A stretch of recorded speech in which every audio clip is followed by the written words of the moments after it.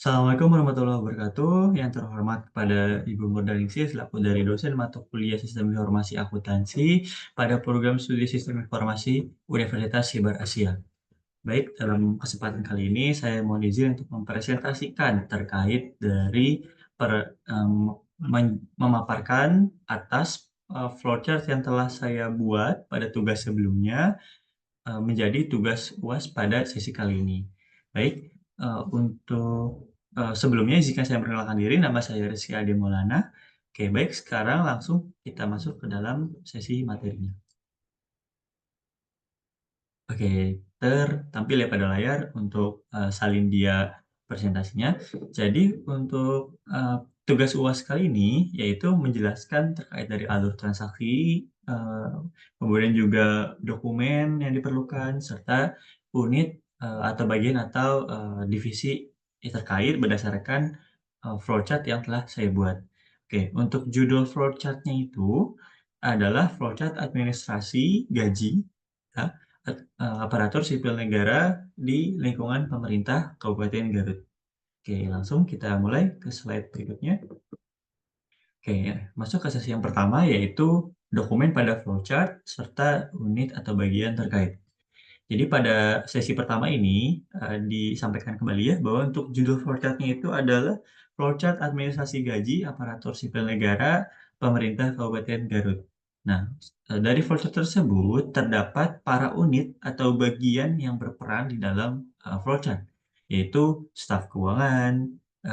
Dalam hal ini staf keuangan Dinas Kependudukan dan Pencatatan Sipil atau di Dukcapil Kabupaten Garut. Ya. Untuk yang kedua, peran kedua yaitu staf pengelolaan gaji, dalam hal ini di unit Badan Pengelola Keuangan dan Aset Daerah atau BPKAD Kabupaten Garut. Dan yang ketiga yaitu staf back office yang ada di unit Bank Jabar Banten atau BJB. Dan yang terakhir adalah peran yang keempat yaitu pegawai atau aparatur sipil negara khususnya di Dukcapil Kabupaten Garut.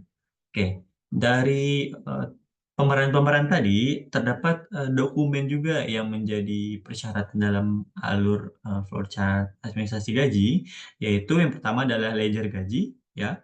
Yang kedua adalah surat perintah membayar (SPM), yang ketiga adalah surat perintah pembayaran (SPP), dan yang keempat surat perintah pencairan dana (SP2D), dan yang terakhir yaitu nominatif gaji.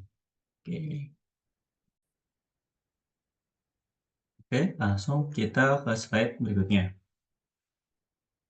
Nah, di sini ada contoh ledger gaji ya. Jadi contoh ledger gaji yang ada di pemerintahan. Ini saya ambil contoh sampel dari internet, yaitu dari pemerintah Kabupaten Kendal ya. Ini contoh ledger gajinya seperti ini untuk dari pemerintahan daerah. Kemudian selanjutnya di sini ada contoh surat perintah membayar atau SPM ya. Bentuk dokumennya seperti ini, kurang lebih mirip-mirip antar pemerintahan gitu ya. Kemudian selanjutnya, ini contoh surat perintah pembayaran atau SPP ya, ini dari Kabupaten Boyolali ya contohnya. Kemudian selanjutnya lagi, di sini ada contoh surat perintah pencairan dana. Tampilannya seperti ini ya. Tampilan dananya, semua template-nya itu dari sudah ada dari Kementerian Keuangan gitu. Jadi semuanya untuk pemerintahan daerah maupun pemerintahan pusat itu template-nya kurang lebih sama gitu. Dan ini adalah contoh nominatif gaji ya, ada nama penerimanya dan ada total pendapatannya gitu, total gajinya. Oke, selanjutnya adalah sesi yang kedua yaitu alur transaksi dari flowchart yang telah saya buat. Oke, ini adalah tampilan flowchart-nya untuk memudahkan dalam penjelasan. Oke, di zoom ya. Nah, di sini ya, adalah tampilan dari flowchart administrasi gaji aparatur sipil negara pemerintah Kabupaten Garut. Jadi dalam hal ini tadi ya, perannya itu ada 4, yaitu staf keuangan di Dukcapil Kabupaten Garut, staf pengelolaan gaji BPKAD Kabupaten Garut, staf back office Bank BJB, dan yang terakhir adalah ASN di Dukcapil Kabupaten Garut. Jadi dalam mulai alurnya itu kita mulai dengan Kita mulai dengan ini ya, oval seperti ini ya. Oval ini artinya adalah terminator ya. Jadi terminator ini digunakan sebagai awalan dalam proses flowchart gitu sebagai tahu kapan diawali dan kapan diakhiri gitu. Sama pun yang terakhir juga menggunakan simbol, oval ya sebagai namanya simbol terminator untuk mengawali dan mengakhiri dalam proses, flowchart gitu. Setelah dimulai oleh staf keuangan Distrik Sipil Kabupaten Garut, staf keuangan Distrik Sipil Kabupaten Garut itu mengambil ledger ke BPKAD. Nah, dalam hal ini mengambil ledger itu menggunakan simbolnya bernama manual operation di sini ya. Jadi simbol manual operation itu digambarkan seperti trapesium tapi terbalik gitu.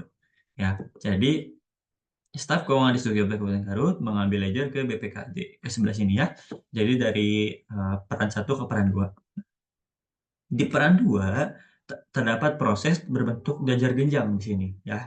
Jajar genjang, disebutnya, eee, simbol data. Jadi dalam hal ini karena yang sebelumnya ini, eee, simbol apa, trapesium terbalik ini adalah tandanya proses flowchart yang tidak menggunakan sistem, jadi manual oleh manusia gitu. Sedangkan kalau yang ini yang bentuknya jajar genjang, ini namanya, simbol proses. Jadi dalam hal pelaksanaannya itu dilakukan by system gitu dalam verifikasi gitu ya. Dan juga, dari staf pengelolaan gaji BPKD itu menjadi yang berperan dalam memverifikasi dan menyerahkan ledger gaji kepada, atas permintaan dari staf keuangan di Dukcapil Kabupaten Garut di sini ya. Jadi output-nya adalah dokumen berupa ledger gaji. Oke. Nah selanjutnya, ke tahap yang ini ya, tahap yang ketiga yang keempat ya. 1, 2, 3, 4 oke. Tahap yang keempat, kembali lagi ke peran yang pertama, yaitu staf keuangan di Dukcapil Garut. Jadi staf keuangan ini, dia meng-entry data ledger yang telah diterima dari BPKD ke dalam bentuk SPM, SPP, dan, data gaji pegawai ke aplikasi SIPD, ya. Jadi SPM tadi adalah surat perintah membayar, SPP itu adalah surat perintah pembayaran, dan, gaji pegawai ke aplikasi SIPD. SIPD itu adalah sistem informasi pemerintahan, daerah. Oke. Selanjutnya, dari hasil entry ini, terbit dokumen berupa ini ya, surat perintah membayar dan surat perintah pembayaran seperti tadi yang telah ditampilkan ya contoh template-nya. Kemudian setelah di-entry, dokumennya sudah sudah dalam bentuk dokumen digital di dalam aplikasi SPD, itu selanjutnya prosesnya ke pemeran kedua, yaitu, staf pengelolaan gaji BPKD Kabupaten Garut. Nah, oleh staf pengelolaan gaji BPKD, mereka me memverifikasi apakah data SPM, SPP, dan gaji, pegawai sudah sesuai belum dengan ledger yang telah diberikan, gitu. Sebelumnya saya jelasin bahwa untuk simbol yang ini, simbol seperti, persegi tapi tidak full atau bisa kita sebut adalah simbol dokumen ya. Ini berfungsi untuk menjelaskan bahwa dalam tahapan ini dilakukan, pemrosesan perpindahan data dari input yang, berbentuk fisik ke bentuk digital gitu ya. Jadi dalam proses perpindahan ini menggunakan simbol dokumen gitu. Sedangkan yang simbol ini adalah simbol decision dalam flowchart. Artinya bahwa, terdapat kondisi if atau kondisi, ya if kondisional gitu, conditional symbol. Apakah berstatus true atau false, 0 atau 1. Nah ini adalah tampilan dari, simbol decision atau diamond gitu ya.